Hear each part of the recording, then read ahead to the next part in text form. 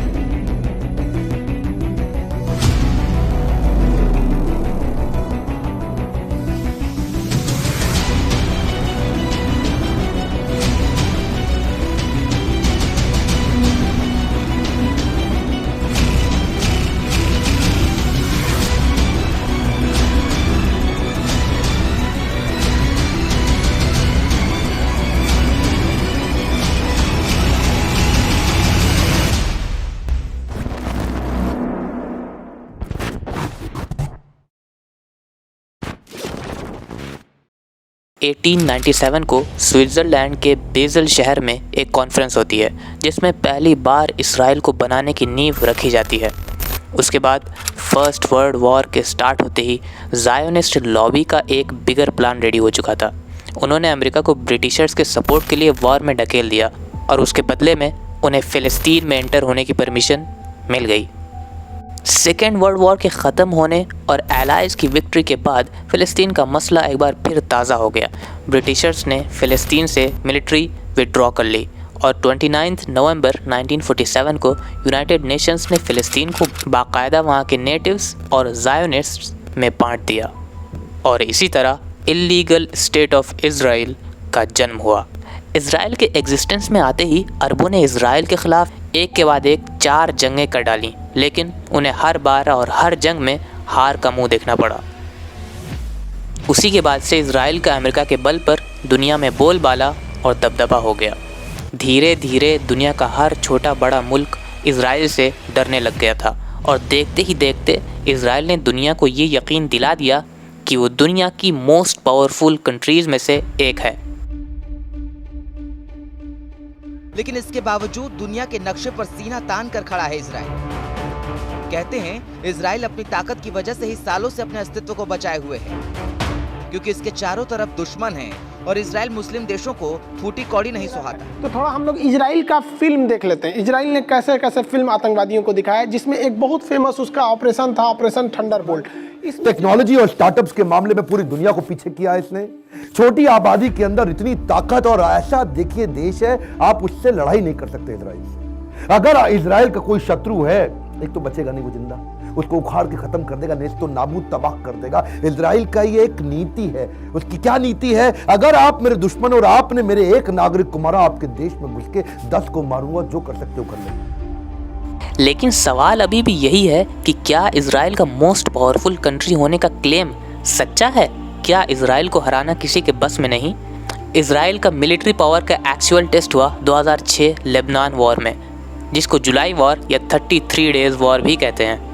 اس وار میں ایک طرف تھے IDF یعنی کہ اسرائیل ڈیفنس فورسز اور دوسری طرف تھے لبنان کے حزب اللہ۔ جن کو نہیں پتا انہیں بتاتے چلیں کہ حزب اللہ ایک پولیٹیکل ریزسٹنس موومنٹ اور پارٹی ہے جو 1982 کو اسرائیل کے لبنان انویژن کے بعد بنی۔ فی الحال لیبنیز پارلیمنٹ میں 13 آؤٹ آف 128 سیٹس حزب اللہ کی ہیں۔ اسرائیل اور حزب اللہ کے بیچ یہ فل فلیجڈ وار سٹارٹ ہوئی 12 جولائی 2006 کو، کہ جب اسرائیل نے اپنے 2 سولجرز کے ریسکیو کے لیے ایک آپریشن سٹارٹ کیا۔ ساؤتھ لبنان میں حزب اللہ اور اسرائیل کی یہ وار 33 دنوں تک چلی، یہاں تک کہ اسی سال 14 اگست کو UN بروکرڈ سیز فائر کے انڈر یہ وار ختم ہوئی۔ وار ختم ہوتے ہی سب کے دل میں وہی سوال تھا کہ اس وار میں جیت کس کی ہوئی؟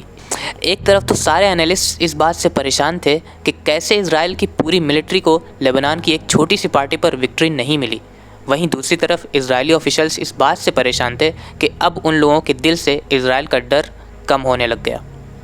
بہرحال وار کے کچھ ہی دنوں بعد اسرائیلی defence minister, chief of staff اور IDF کے دوسرے بڑے کمانڈر جنرلز کو اپنی پوسٹ سے ریزائن کرنا پڑا۔ 2008 में न्यूयॉर्क टाइम्स से पब्लिश होने वाली report English summary of Winograd commission report ने इस वॉर को इजराइल के लिए एक मिस्ड अपॉर्चुनिटी बताया और वॉर में इजराइल डिफेंस फोर्सेस की हार का इकरार किया। इस रिपोर्ट में दी गई डिटेल्स को पढ़कर किसी को भी ये अंदाज़ा लगाने में कोई परेशानी नहीं होगी कि इजरायली आर्मी किस कदर वीक और वनरेबल है। 2008 में मैट एम मैथ्यूज़ अपने the long war series research के पेपर नंबर 26 में वी वर कॉट अनप्रिपेयर्ड में लिखते हैं कि इजरायली सोल्जर्स बिल्कुल भी वॉर के लिए प्रिपेयर नहीं थे। उन्होंने कभी भी रियल फाइटर्स का सामना नहीं किया था। उन्हें वेस्ट बैंक पर मुख्तलिफ चेक पोस्ट पर फ़िलिस्तीनी नौजवानों का सामना करने का ही एक्सपीरियंस था। मैथ्यूज़ अपनी उसी बुकलेट में आगे एक इजरायली सोल्जर को यूं कोट करते हैं, पिछले 6 सालों में मुझे सिर्फ 1 हफ्ते के लिए ट्रेनिंग मिली है।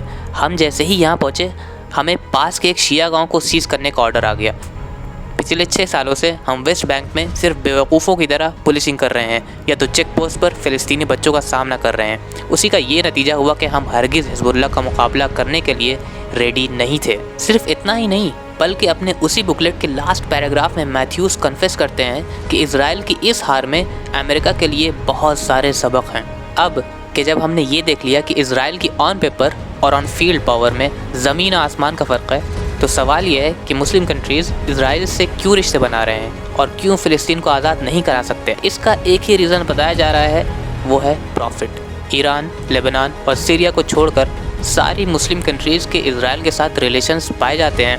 एक general Muslim point of view ये है कि टर्की इजराइल का सबसे बड़ा दुश्मन है, जबकि ऐसा नहीं है।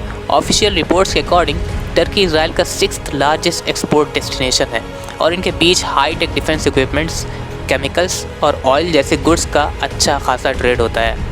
इसी तरह सऊदी अरेबिया और इजराइल का डायरेक्टली कोई डिप्लोमेटिक रिलेशन तो नहीं है, लेकिन रीजन में कॉमन इंटरेस्ट और कॉमन एनिमीज़ होने की वजह से बिहाइंड द सीन्स ये दोनों कंट्रीज़ काफ़ी क्लोज हैं। एंड फाइनली पाकिस्तान की ISI और इजरायली इंटेलिजेंस एजेंसी मुसाद के रिलेशंस आज किसी से ढके छुपे नहीं हैं। इन शॉर्ट, गज़ा पट्टी पर अटैक को कंडेम करने के लिए तो हर कंट्री रेडी है, लेकिन अपने प्रॉफिट्स की वजह से कोई भी कंट्री इजराइल के साथ ट्रेड्स और ऑफिशियल रिलेशंस नहीं तोड़ना चाहती। यही वजह है कि कमज़ोर होने के बावजूद इजराइल को किसी भी मुस्लिम कंट्री से डर नहीं लगता। हाँ, अगर इजराइल को किसी से डर लगता है तो वो है ईरान। पिछले 40 सालों में ईरान ने इजराइल को चैन की नींद नहीं सोने दिया है और यही वजह है कि इजरायली ऑफिशियल्स ईरान से इतना खौफज़दा रहते हैं। What's the greatest threat right now that Israel faces? Iran. You want the 3 threats? Give me the 3 threats. Iran, Iran, Iran.